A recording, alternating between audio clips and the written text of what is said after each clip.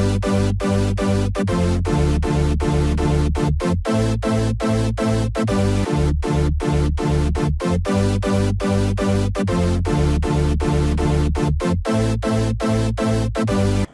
guys, welcome to another great tutorial by yours truly, Laserblade. This is a tutorial for Hitfilm 4 Express, as you can see up here. And the tutorial today, we're going to cover keyframes more explicitly than we have in the past. We're also going to cover masking and timing and stretching of events, using the various tools in composites for specific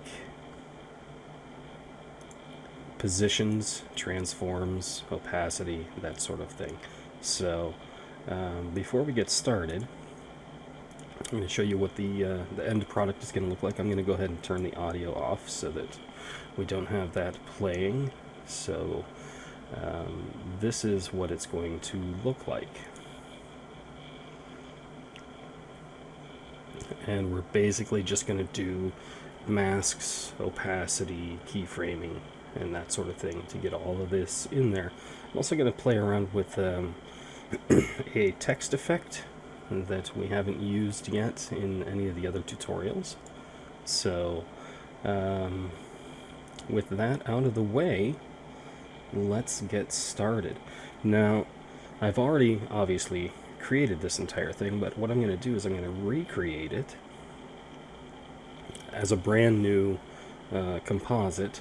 So before we get started, I'm going to go ahead and delete this one, which is this particular intro. And I've already pulled in the assets. If you've watched any of my other videos, you know basically how to get your assets in. You just use the import button. And I've also created the white bar already, which is a plane. Again, if you've seen any of my other tutorials, you know how to create planes. This particular plane is 1800 by 10, and it has a white foreground. So that's that. So the first thing we're going to do is we're going to create a new composite shot, and we're going to call this one tutorial comp, and the duration is actually going to be 20 seconds. 1920, 1080, etc., etc. All that looks good. So we'll go OK, and here's our tutorial comp. Now we're already in it, so we can start pulling our assets in. Now I'm not going to add the music right now because I want to be able to slide around on the timeline without the music playing in the background. So the first thing we're going to do is we're going to pull in our huge image. Now this image is actually, if I go here, it's 3840 by 1080, so it's the right height. It's exceptionally wide. So I'm going to go ahead and pull that in, and it's going to take up the full 20 seconds of the timeline. And it comes in automatically at position 0, 0. We're going to move the position to 960, 0, and that essentially puts it so that it's the left side of it lines up with the left side of our actual play area. And then we are going to set a keyframe at that position. We're going to go all the way down here to 1929 because we can't really go any further. That's what 20 seconds is. It's 0, 0 to 1929. And we're going to change the position to negative 960. And that's the new keyframe, so that the right side of the image lines up with the right side of our play area. Now if we go back to the very beginning and play that, as you can see, it just moves. Now it's a little jittery in here because this is the composite. It will be much smoother once you actually render it. So don't worry about that. It's basically just skipping one frame at a time to play through to the end.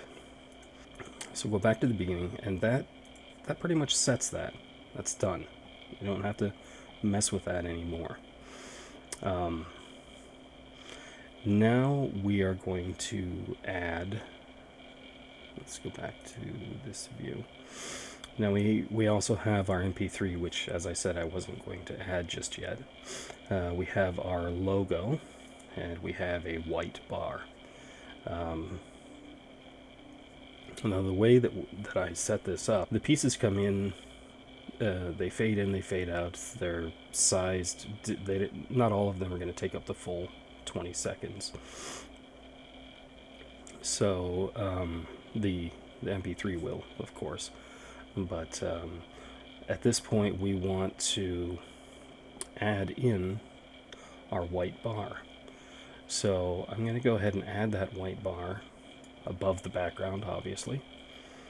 And the white bar is at position 0, 0.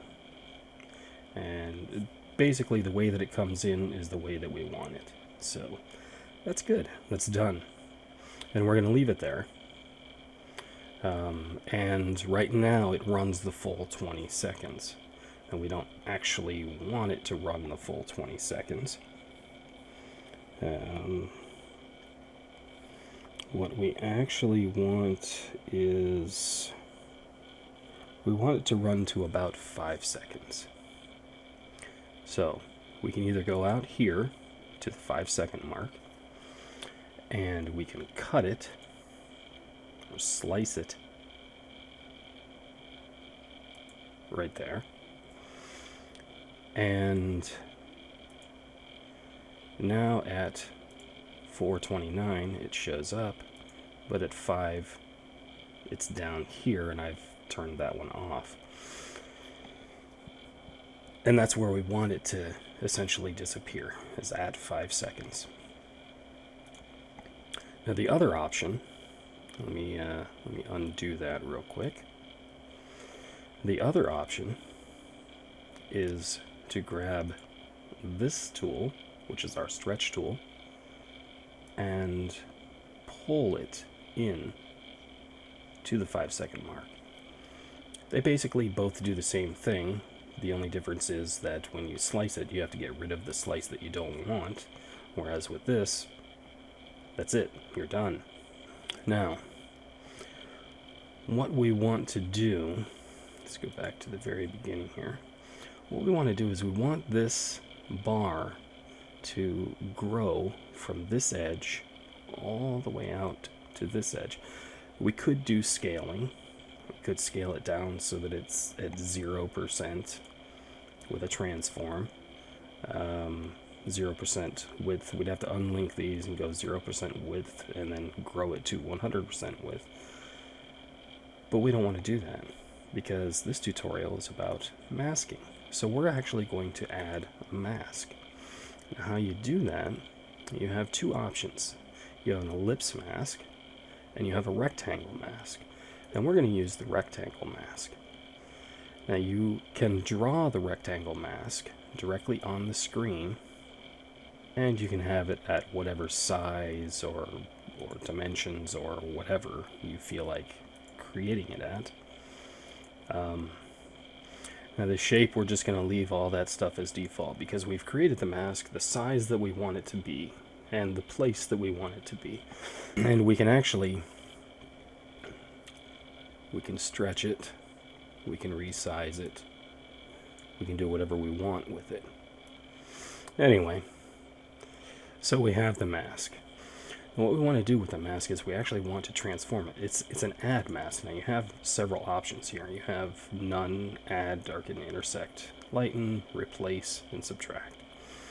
And we want it to be an add mask because we want this mask, wherever this mask happens to be, to show what's inside the mask. So again, at the 00 mark, we are going to reposition this mask so that it is at 1920. And you see that because it's an additive mask, and it's no longer over top of the white bar, it's made the white bar disappear. Now if we come out to, we actually want the whole white bar to appear at 2 seconds. So at 2 seconds, we're going to change this position to 0, and it'll automatically create a keyframe because we had already set one keyframe. Anytime you set a keyframe here by clicking in this dot, this white dot, anytime you set a keyframe and then you change these values, if a keyframe doesn't already exist at that time, it creates a new one. If one already exists at that time, at that point in the timeline, it'll adjust that keyframe accordingly. So now what we have when we play is the mask coming in and slowly revealing over the course of 2 seconds. That's not exactly slow, but you get the point. Over the course of the 2 second time frame, it's revealing the white bar. And that's what a mask does. It either adds or subtracts or whatever you set it up to do, but that's it. It's done. And that mask, now this is something that you need to understand here. Masks are automatically parented with whatever the object is that they're placed on or in or whatever.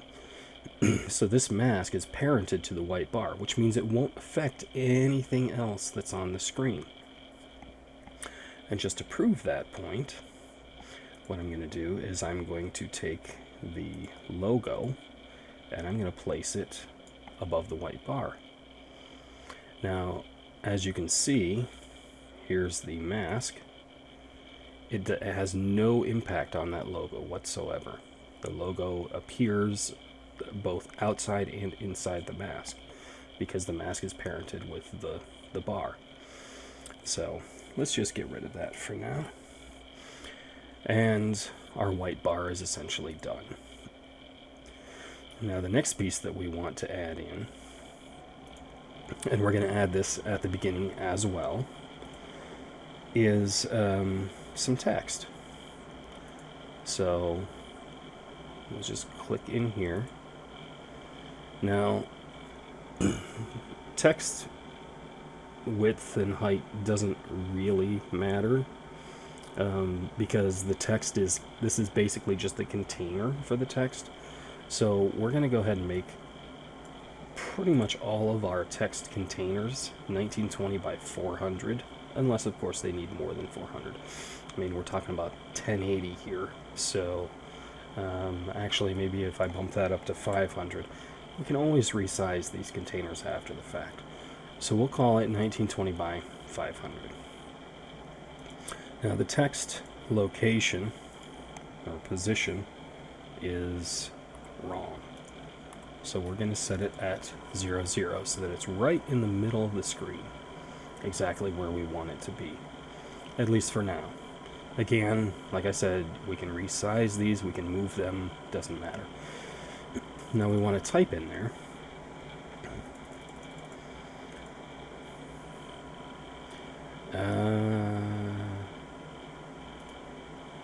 And we're going to do this one as elemental end.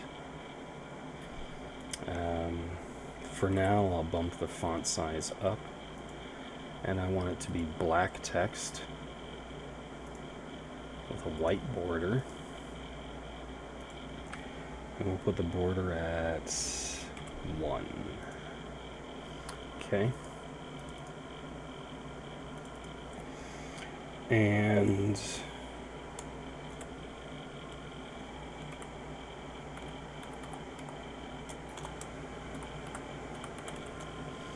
I'll type my name.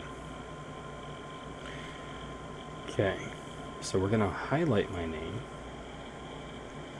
We're going to center it. And obviously 80 is not the right size for that. We are going to increase that to 160. That's better. And I'm going to size this as best we can so that it takes up exactly the amount of room inside of that box. Now our anchor point didn't move. Doesn't matter. It's fine. We'll just leave it there. And we're going to rename this text to laser. Alright. Now, if you watched the very beginning of this this one, you know that nope, that one's still got the sound on it. Anyway, you know that the name actually appears from behind a mask. So we're going to go back in here and we're going to create a mask for this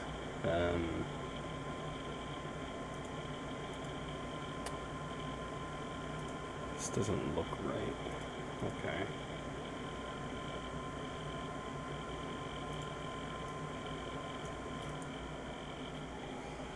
Let's type that. Okay, that's what it was. For some reason did not have the correct font applied to it. Anyway, so we're going to create a mask for this, and how we do that, since we want it to appear right here, or above the white line at least, we are going to create a mask right over top of that. And that's close enough. It doesn't have to be perfect. We can always adjust these things, tweak them a little bit here, a little bit there as we go. Now again, we want this to be an additive mask. So, however, we, as you saw in this one, the actual text cuts off at 5 seconds. So we're going to go again out to 5 seconds. And this time we'll just slice. And then we'll take that other piece and we will delete it. So we now have our text going out to 5 seconds. We'll go back to the beginning. We'll select our text.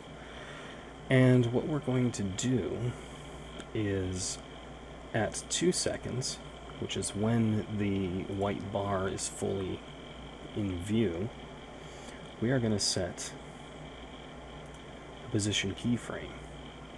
Now the position keyframe for the text is actually going to be below the line, but our mask needs to be above the line. Alright, so now we have our mask above the line and our text below the line. So you can't even see the text. Actually, you can see just a hair of it, but you shouldn't be able to see a hair of it. So let's move this to 210. And this one also to 210. Now you can't see any of it. Alright, so that's at the 2 second mark. And at the 3 second mark, we want the text to actually appear. So we're going to set the position back to 0 and the position on this to 0, and there we have our text. But what does that do? Well, let's find out.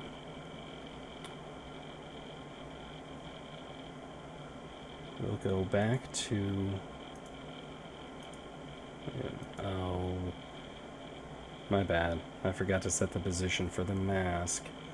Okay. So, we'll set an anchor point here. We'll set this for minus 210. Oops, positive 210, my bad. So that it's above. Actually, that should be at the 2-second mark. And see, we can move keyframes. And we want to make sure that that is right on the line. We can move keyframes if we make a mistake, which is nice. So now we come back out here to the 3-second mark, and we change that position back to 0, and it creates our new keyframe. Now, so you're thinking, okay, well, does that mean that the mask is actually going to be moving? No, because the mask position coincides with the text position. The text is moving, and the mask is correcting itself so that it hits where it needs to hit. So go back to the beginning here, and we'll go ahead and play. And there's the white line, and there's the text appearing above the white line. So it seems to come out of the white line. So that's masking. Alright. Now we're going to basically duplicate this this text layer. So we'll go ahead and duplicate it, and we'll rename the new one Sarek, and it'll have all the keyframes already in place and the mask already in place. So really there's not a whole lot of work to do, except that we want this one to be below the line. So what we're going to do then is we're going to go back out to the 2-second mark, and for Sarek, this is actually going to be positive 210, and this is going to be negative 210. Now,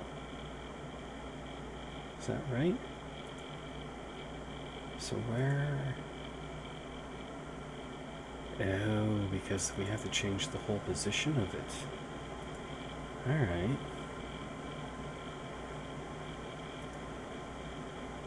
So, temporarily, we're going to turn the mask off.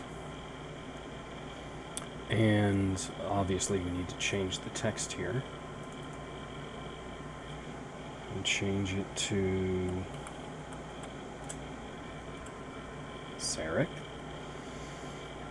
And we're going to need to change the position of the text. So we're going to start by putting it, the whole thing below the line, right? It's at minus 2, let's go 260. So it's at minus 260, and we want it to be at minus 260 out here, actually. So we'll do minus 260 out here. And here, we want it to be at plus 260? No. How about 0? How about 60? No. Minus 50. That's good enough. Okay, so we want that at minus 50. Then we're going to turn the mask back on. Then we're going to have the mask at minus 460. Minus 260. Minus 210. That's about right. And then we'll come back out here to the 3, and the position of the mask is actually about right. So we'll go back to the beginning, and we'll hit the play. Got the white line coming in, and that's it. The text here, as you can see, comes into view below the white line. So that is exactly what we want. Although my name is appearing first. Anyway, that's all stuff that when you get down to the nitty-gritty, things that you can and probably should tweak a little bit so that it's basically the way you want it to be. Now, I'm trying to do this as quickly as I can, and time is of the essence, man. Of the essence. Alright. So as these things are appearing, we've got the 2-second mark, and we've got the 3-second mark where everything is in place. So right around 2.5, what we're going to do is we're going to go ahead and duplicate this again, except for this one, we're going to rename it ampersand. Alright. And we're going to take the mask and we're going to delete it. No longer have a mask on there. Alright. So we're going to take the ampersand, and in order to actually edit it, we're going to take it all the way to the top layer. We're going to turn these other two off.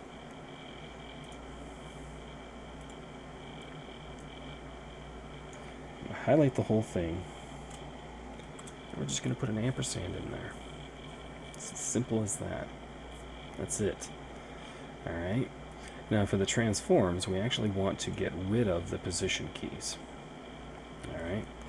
And we want to position this so that the white line lines up roughly with that. Okay? And at our 215 mark, we are going to set an opacity key, and we're going to drop that opacity all the way down to 0. Then at the 3-second mark, we're going to take that opacity back up to 100. So over the course of half a second, 15 frames roughly, we're going to increase the opacity, right? So let's zoom out here. Recenter that so we can see what's going on. We'll go back to the beginning, and we'll select nothing so that there's no stuff on the screen, and we'll go ahead and play. There's the white line. There's... oh, I forgot to turn the names back on. Sorry about that. Let's try that again. White line, names come up, and the ampersand comes in. Now again, you probably are going to want to adjust these so that they're spaced apart properly. Now we can actually go to the Seric, and the transforms, and we'll go all the way to this one, and we will move it down just a little bit. Alright, so that's going to set us at minus 68. And then when we come out to the 3-second mark, we're going to want to move it down even more.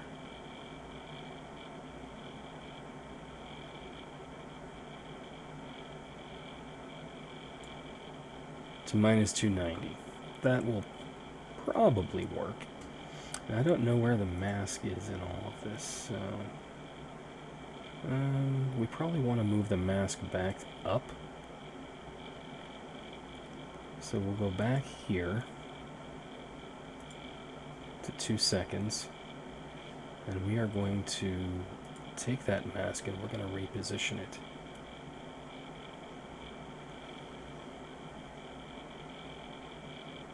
188. And at the 3-second mark,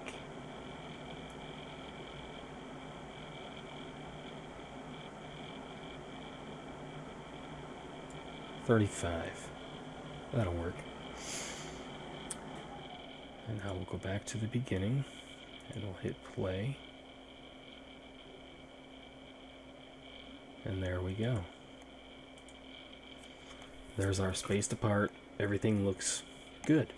So, anyway, that is masking and keyframing. Now, I could continue and do the rest of all of this and set it all up for you, or show you how it's set up. But this is pretty much what I have in the end. Now, I have the ampersand actually coming in. I think that's... No, this one actually comes in much earlier. But I could slice this out. Basically find where the first keyframe is. That's at the 215 mark. That's when it first starts showing up. So I could go to 214, slice it, and get rid of that. But it's already at opacity of 0, so it's not a big deal. I just set this one up a little bit differently. But yeah, that's it. There's a lot here, going from 0, 0 all the way out to the 20-second mark, and there's a lot of little transitions in here. Oh, one of the things that I didn't go over yet, I apologize, is the drop shadow for text. Now that is actually on, let's see, this is this one. So if you go to effects, actually I'll do this in here. It's not that big of a deal. So we're going to drop this down, and we're going to go out to the, when's that come in? About 15 seconds? About 14 seconds to the end. So at 14 seconds, we would throw some text in here. What I'll do is I'll actually take the ampersand because it'll be easier. I am going to duplicate the ampersand. Then I'm going to take this ampersand, I'm going to take it all the way down here. And then I can move this along the timeline out to here. And it's got the keyframes still set up on it. But I'm actually going to take this keyframe and I'm going to put it right on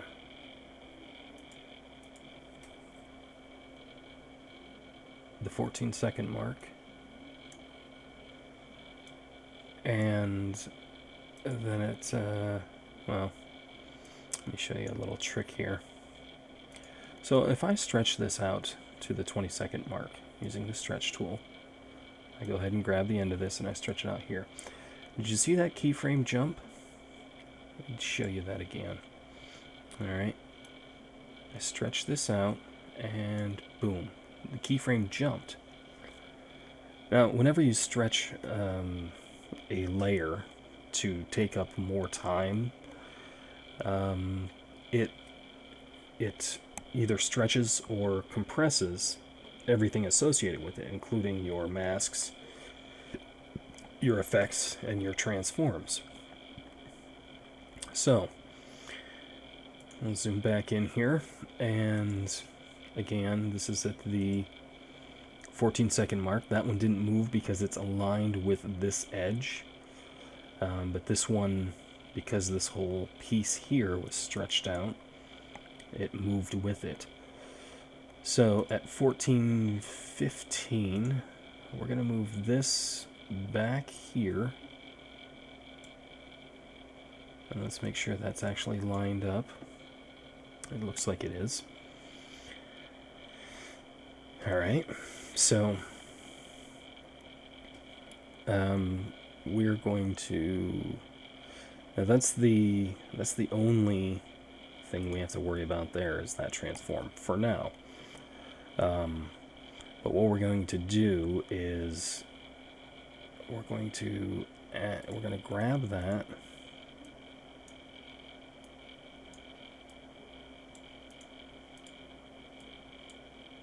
Maybe. And we're going to change it to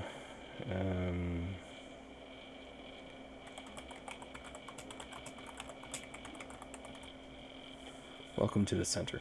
Now, as you can see, not all of the text is fitting.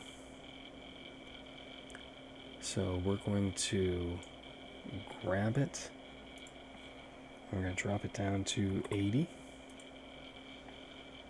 And hopefully that allows us to grab all of it. Drop the whole thing down to 80. Might have to adjust it once and then adjust it again. And we want this text to be white. And you can leave a border on it. Let's see what I did with that. A stroke of 1. Increase the kerning to 4. Damn it. Now you can use your scroll wheel in here too, which is nice. Alright. And it's already centered, so that's everything that I need to do to this as far as text goes. Now, obviously it's not in the right spot. So I'm going to put it down here. Actually, probably about here. As you can see right here, where the reflection on the water is, it becomes really hard to see the edge of the text. So what we're going to do is we're going to add an effect. And the effect that we want to add is generate drop shadow. And for the drop shadow, right now it's set up to an angle of 180 degrees and a 0x. I don't know what the hell the 0x is.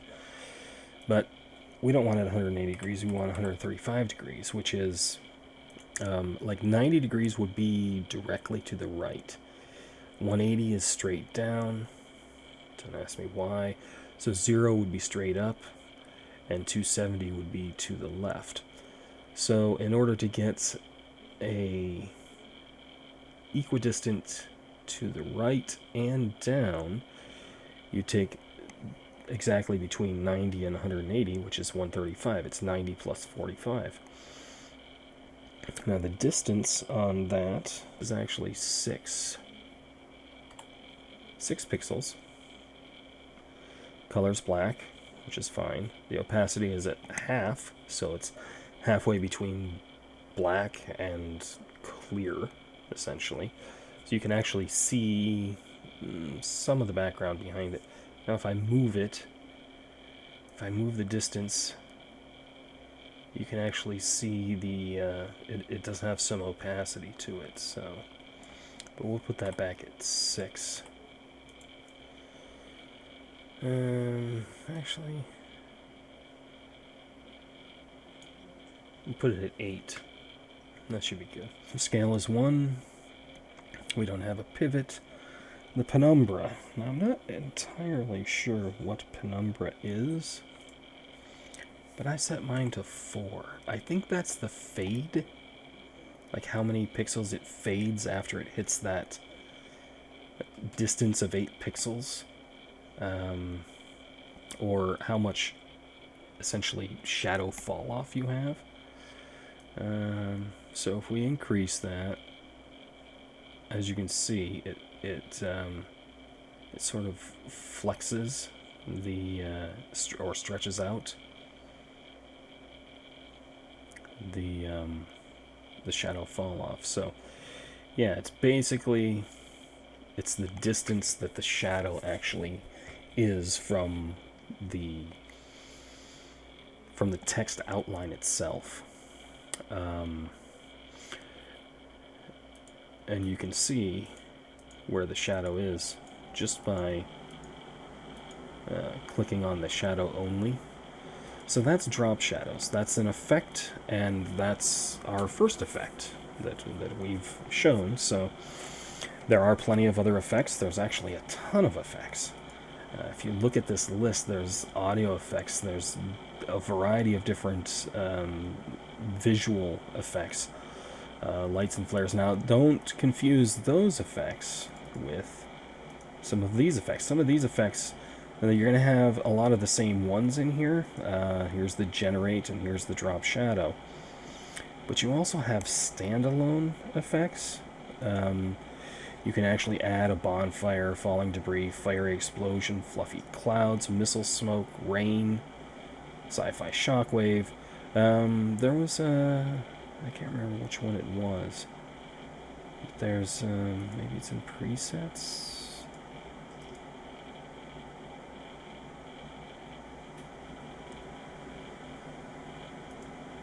I don't know. Anyway, there's a lightning one somewhere where it actually, maybe it sparks, I don't know, where you can actually drag it into I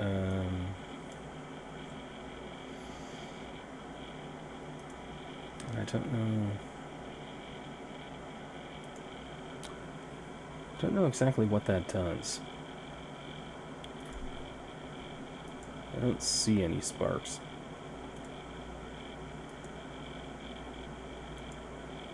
So anyway, yeah, you probably have to set some of this stuff up. But anyway, I'm going to take that back out. So I think I've covered a wide variety of different things that you can do in Hitfilm. Your masking, your drop shadow effects, your animation keyframing with both opacity and position, a variety of different things, and in the end you should have, if you do it the same way that I did, you should have something similar to this, with the masking and the animation and all that stuff. I also did some drop shadow on this particular piece, and I timed the text and the image a little bit different. But anyway, hopefully this tutorial has been helpful and informative for you, and if it has, please give it a like, share it if you want to. And I do plan on doing other tutorials. I would like to get into some of the special effects, and as I said in my last video, I do want to still do an OBS tutorial. It's a little bit difficult to do, but hopefully I can get that done. I tried doing it before and ran into all kinds of little problems, but anyway, that's the end of this tutorial. So please subscribe. Feel free to share it if you have some video enthusiast friends that or YouTubers that do Let's Plays and they want to create their own, unique intros or outros or whatever. That's basically what I'm doing these videos for. So until next time, bye.